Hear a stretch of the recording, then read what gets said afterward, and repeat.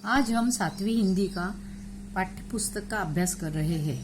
यह है 7वीं हिंदी का पहला पन्ना यानी मुख पृष्ठ। मुख पृष्ठ में हमें दिखाई दे रहा है कि बच्चे खुशी खुशी से अभ्यास कर रहे हैं और अनेक विषयों का ज्ञान प्राप्त कर रहे हैं, क्योंकि भाषा ही क्या है, अनेक विषयों की जननी है। भाषा के द्वारा ही अनेक विषयों का अभ्यास किया जा सकता है। पहली इकाई में पहला जो पाठ है वह है वाचन मेला। यह एक चित्र वर्णन है, मतलब इस चित्र को देख के उसका वर्णन हमें करना है। अगर हम इस चित्र का निरीक्षण करें तो हमें दिखाई देता है कि एक बड़े खुले परिसर में यह मेला लगा है और यहाँ मेले में बहुत से स्त्री पुरुष और बच्चे दिखाई दे रहे हैं।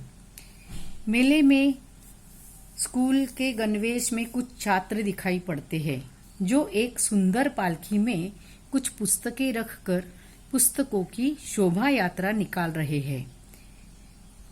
आगे एक छात्र हाथ में सूचना फलक लेकर चल रही है जिस पर लिखा है ग्रंथ डिंडी। जैसे ग्रंथ डिंडी हमारे स्कूल में भी निकाली जाती है पुस्तकों का महत्व बताने के लिए। एक अन्य छात्र के हाथ में सूचना फलक है जिस पर लिखा है पुस्तकें पाए ज्ञान, पुस्तकों से पाए ज्ञान, जाने भाषाएं विज्ञान।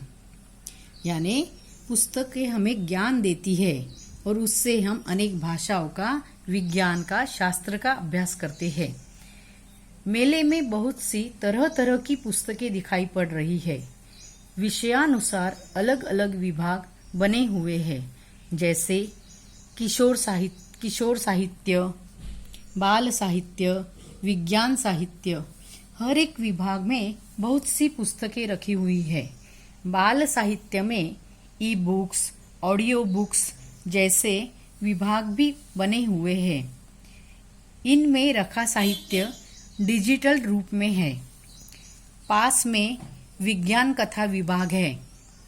यहाँ एक छोटा लड़का एक लड़की से बाल साहित्य के बारे में कुछ पूछ रहा है और बहुत सारे स्त्री पुरुष यहाँ खड़े दिखाई दे रहे हैं जो पुस्तकों का निरीक्षण कर रहे हैं।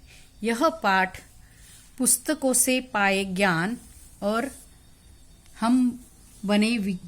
हमें प्राप्त हुए ज्ञान, इसका मतलब है कि पुस्तकें हमारे साथी है, मित्र है।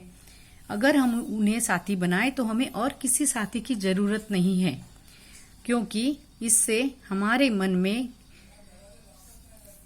आशाएं प्रज्वलित होती है। धन्यवाद।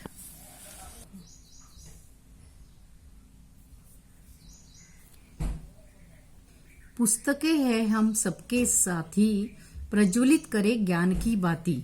यानी जिस तरह अंधकार में दिया बाती अंधकार नष्ट कर देता है बाती, उसी तरह पुस्तकें हमारे मन में जो अंधकार है अज्ञान रूपी, वह नष्ट कर देता है। इसलिए हमें पुस्तकों का अपना साथी बनाना है और ज्ञान बढ़ाना है। तो इन शब्दों को आप ध्यान से पढ़ो और उन शब्दों को ध्यान में रखो। धन्यवाद।